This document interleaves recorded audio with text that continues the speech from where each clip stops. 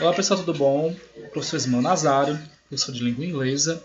Estou criando essa nova sessão no canal para poder corrigir provas de Enem, referentes à língua inglesa, e também provas de vestibular das universidades do Brasil referentes à língua inglesa.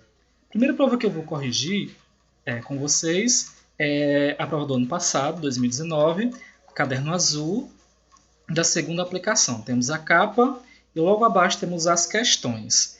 Vale lembrar que são 5 questões somente de língua estrangeira.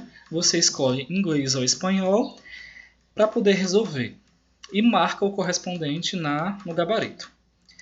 Nós temos aqui, primeira questão, um infográfico. Esse infográfico traz algumas informações referentes ao inglês, como nós podemos perceber aqui no título. Global Enterprises Need Business English. Então, a empresa mundial necessita de inglês para negócios. Só que antes que você vá no texto, algo que eu sempre recomendo aos meus alunos é que ele vá no comando primeiro. Porque o tempo que você tem para poder resolver uma questão é ínfimo. Então, são 3 minutos e meio para resolver uma questão de inglês. Ou qualquer outra do Enem. Então você vai direto no comando para você saber o que a questão quer, né? Então nós temos aqui, o infográfico aborda a importância de inglês para os negócios. Então a gente já sabe que trata de inglês relacionados a negócios. E especifica mais ainda. Nesse texto, as expressões but e yet only evidenciam. Então ele quer saber o que é que but, nesse infográfico, e o yet only evidenciam. Eles falam sobre o quê? Não é? Então já sabemos que fala sobre inglês e negócios. Nós temos aqui essa porcentagem. 91%, mas 92% e yet only. Se você sabe o que but é mas, uma conjunção adversativa, fica fácil de você responder essa questão, uma questão relacionada à gramática. Tá bom? Então nós temos aqui 91% dos executivos de negócio concordam que o inglês é a língua internacional de negócios. Mas, do outro lado, as companhias têm lá as suas dúvidas se eles realmente sabem se comunicar. Né?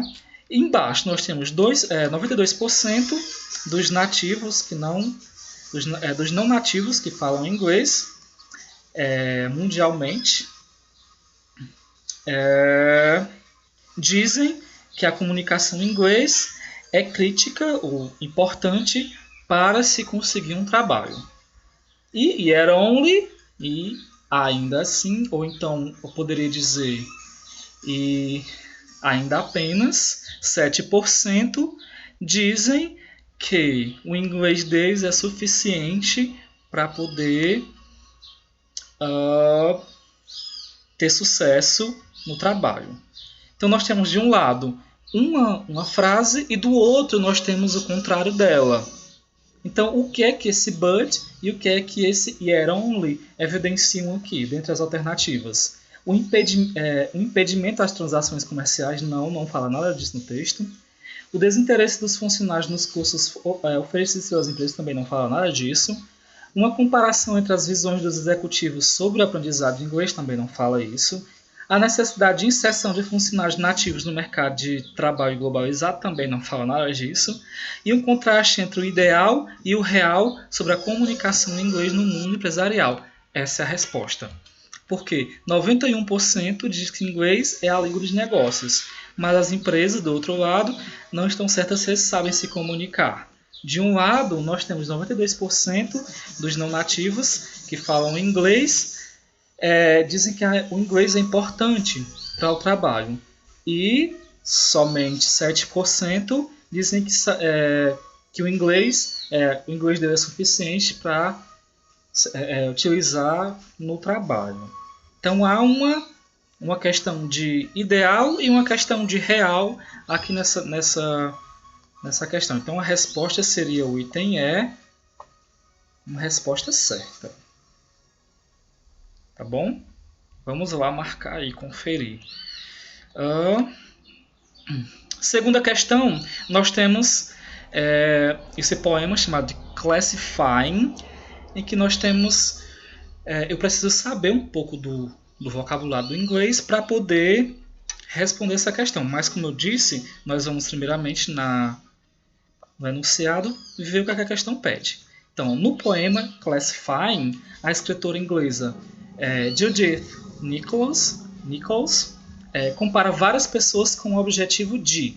Então, já está informando que há uma comparação de pessoas com algum objetivo. Qual seria esse objetivo? Então, se a gente for para o poema e há uma comparação, então a gente já pode inferir que existem qualidades aqui. Então, Philip e Anne usam óculos. E o Jim e a Sue também. Mas o Jim e a Sue têm sardas. E a Tracy e o Sammy também. O Philip e o Jim, eles são os rapazes do grupo. Mas Philip é tão alto quanto, vamos colocar assim, é tão alto quanto Sam. Enquanto Jim é pequeno como a Tracy e Sue. E Sue e o Bill e Fran. E assim como eles. Sue está na liderança e no futebol. Enquanto que Helen, ela se adequa muito às coisas, se adapta muito às coisas, às situações. Então eu não vou traduzir tudo, porque isso não é o propósito, mas até onde eu pude colocar, ele está fazendo o quê? Colocando uma lista de características, comparando pessoas. Essa pessoa usa óculos, mas essa também, essa tem sardas, e essa também, só que esse é mais alto, ou então esse é tão alto quanto, mas esse também, ou esse não. Então, qual é o objetivo de comparar as pessoas colocando características? A gente já pode ir para as opções. Enumerar a diversidade de características físicas. Para enumerar, ela teria que colocar, né, como o próprio nome diz, números. Fazer uma numeração. Classificar as preferências de diferentes pessoas. Não, aqui não tem preferências, porque não fala se as pessoas gostam disso muito, né? Ou gostam disso, gostam daquilo do outro. Ilustrar a relação entre tipo físico e estilo de vida também não tem essa... mostra um pouco, mas não tem essa finalidade. Destacar as singularidades de cada ser humano, pode ser. Denunciar a intolerância às diferenças físicas. Aqui também não fala sobre denunciar a intolerância.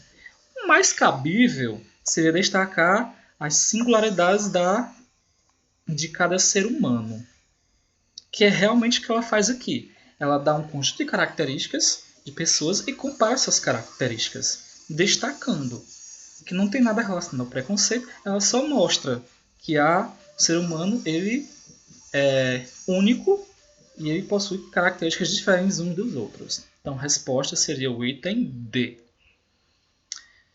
Questão 3. Nessa questão 3 fala sobre Departamento de Polícia de Nova York, NYPD 911, operações no Departamento de Polícia de Nova York, e eles estão atrás de alguém para poder preencher um cargo, uma função. E diz aqui embaixo os requerimentos. O que é que a pessoa precisa ter para poder se adequar a esse trabalho. Mas vamos novamente para o enunciado. Neste anúncio de emprego do Departamento de Polícia da cidade de Nova York, nos requisitos para se preencher a vaga Então, nós temos aqui 4 requisitos.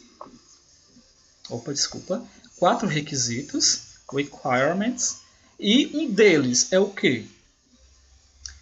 Ser capaz de se comunicar em inglês, pagar a taxa de inscrição antecipadamente, morar na cidade de Nova York por 90 dias após o teste, ser experiente na área de combate às drogas, ter diploma de ensino médio há 4 anos. Se você perceber, o item 3, ele fala must be able to understand and be understood in English. Então, ser capaz de entender e ser compreendido em inglês é uma das habilidades. E é justamente o item A que nós temos aqui na nossa questão. Como eu falei para você precisa ter um mínimo de conhecimento de inglês. Understand é uma palavra muito batida nas salas de aula de inglês, compreender. Understood, particípio de understand, dá para poder compreender isso. Must, verbo modal, deve ou dever em English. Isso aqui é bem fácil, bem básico. Então, compreendendo algumas palavrinhas, você consegue entender ou inferir o que o item fala. Então, ser capaz de se comunicar em inglês seria a resposta ideal. Vale observar que quando você vai responder uma questão dessa, você precisa observar o título, precisa observar o formato do texto, qual gênero ele se encontra, e também essas informações de base, que são datas, são números, nomes de pessoas, ano, por exemplo. Tá? Na questão 4, nós temos Englishman in New York. E nós temos o comando.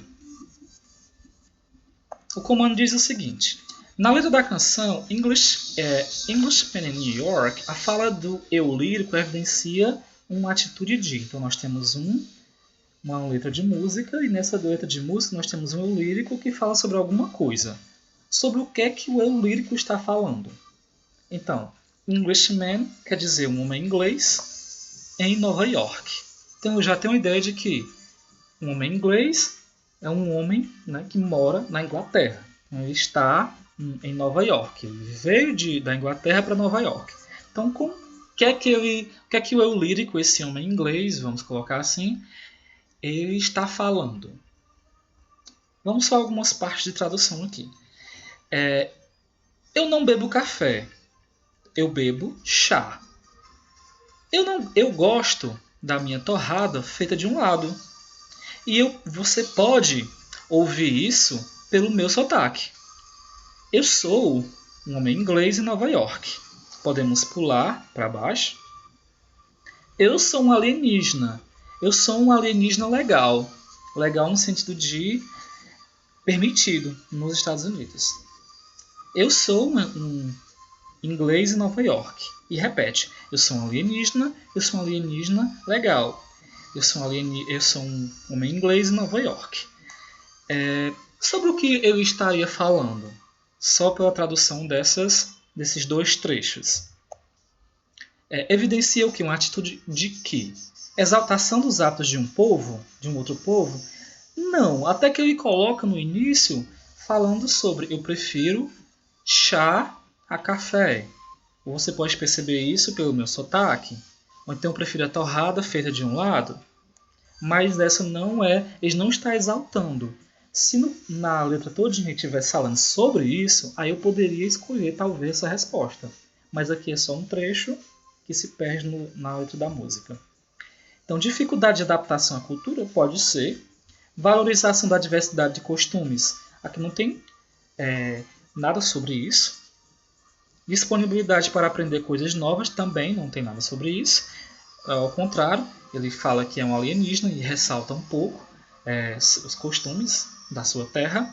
Predisposição ao comportamento solitário, que também não tem dizendo nada disso, se ele é solitário ou se ele não é. Melhor resposta seria dificuldade de adaptação à cultura alheia, porque é isso que mais fica aparente na letra da música. Então, um homem inglês em Nova York, por que teria esse título? Por que seria colocado algo do tipo? Eu prefiro chá a café. Você me vê andando na Quinta Avenida, andando com minha bengala. Eu levo ela aonde eu vou, aonde eu caminho. Modéstia, propriedade, podem liderar até a notoriedade, podem conduzir a notoriedade. Você pode finalizar como escolhido.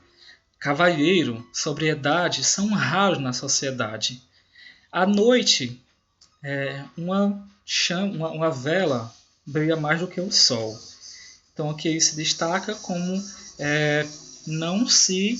a dificuldade de se adaptar a uma cultura alheia, como fala o item B, Mesmo porque aqui tem dizendo isso aqui, ó. Cavalheiros, a sobriedade é raro na sociedade. Então é como se ele não fosse aceito ou sentisse uma certa dificuldade para poder se encaixar. Tá bom? Então resposta item B.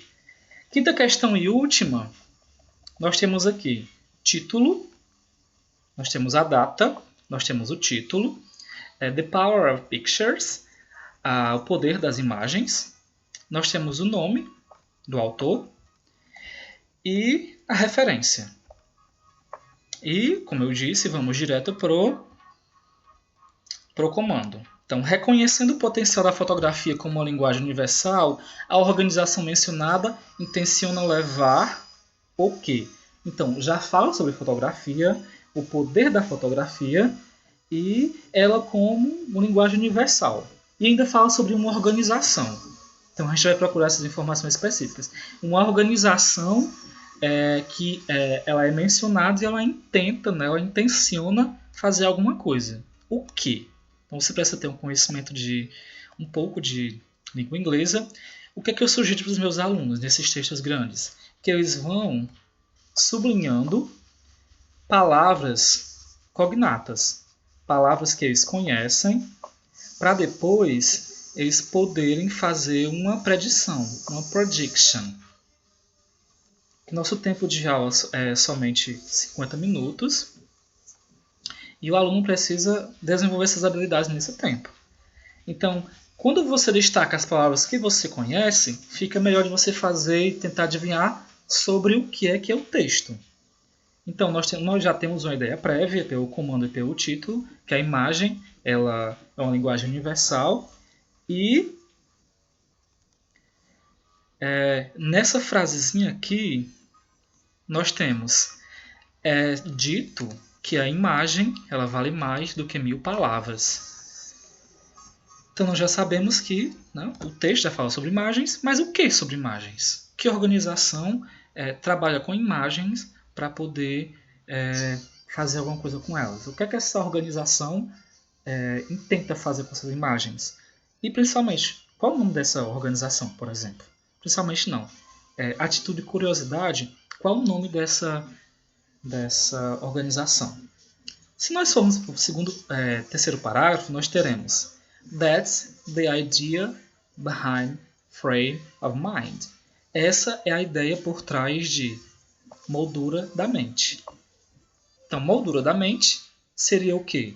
Nós temos aqui palavras com nomes maiúsculos e a gente supõe que seja o nome da organização. Vamos ter que chutar. É o nome da organização.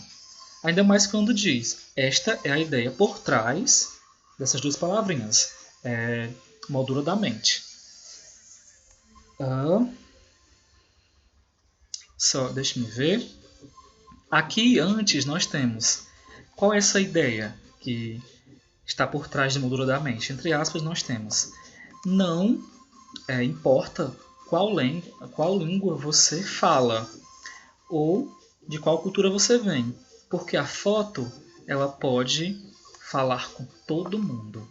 Só para reforçar a ideia de que a imagem ela é uma linguagem universal e ela pode falar com todo mundo. Então, se ela pode falar com todo mundo, o que é que ela tenta fazer? O que é que essa organização quer fazer com ela?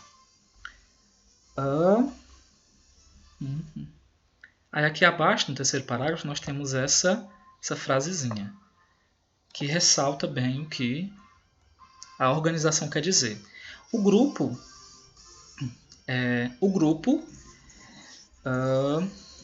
está na missão de ajudar pessoas jovens ao redor do mundo a se conectar com a natureza através de fotografias ou então de oficinas de fotografia. Então, esse é o propósito do grupo. O grupo Frame of Mind. Essa organização ela intenta o quê? Através de oficinas, fazer com que as pessoas se conectem à natureza. Fazer com que pessoas ao redor do mundo, suas comunidades, se conectem à natureza. Então, baseado nessas informações que nós acabamos de tirar, qual seria a melhor opção? A organização mencionada, Frame of Mind, intenciona o quê? levar gerações mais jovens a reconhecer diferentes línguas e culturas, não fala sobre isso. Até porque lá em cima diz, não importa a língua que você fala. Os jovens a compreenderem melhor a relação entre o meio ambiente e suas vidas, talvez. Os estudantes haitianos a conhecerem seus parques nacionais, não fala sobre isso no texto. Mas não isso como objetivo. Os jornalistas locais a buscarem parcerias com as organizações não governamentais, também não. Os alunos de jornalismo do Haiti a usarem câmeras digitais em pesquisas, também não. Então, a melhor resposta que poderíamos encontrar aqui seria através da fotografia ajudar as pessoas a se conectarem ao meio ambiente e às suas vidas. Quando você faz essa predição, você consegue perceber isso. Então, assim, não existe uma fórmula mágica para você resolver essas questões. Como eu falo para os meus alunos, sublinhe as palavras que você conhece e tenta fazer uma predição. E vai direto no comando, primeiramente, depois vai no texto. Ajuda mais e você pode ter mais sucesso. Porque se você for direto no texto, para depois ir para o comando, para depois voltar para o texto, você vai perder muito tempo. E esse não é o propósito. Vai levar muito tempo no Enem e você pode não resolver a prova toda. Então é isso. Espero ter ajudado com algumas ideias para poder resolver provas de inglês. Logo mais estarei postando a resolução de outras questões. Keep studying, guys. E alguma dúvida, algum comentário, deixa aqui embaixo que eu respondo. Tá bom? Tchau, tchau e até mais.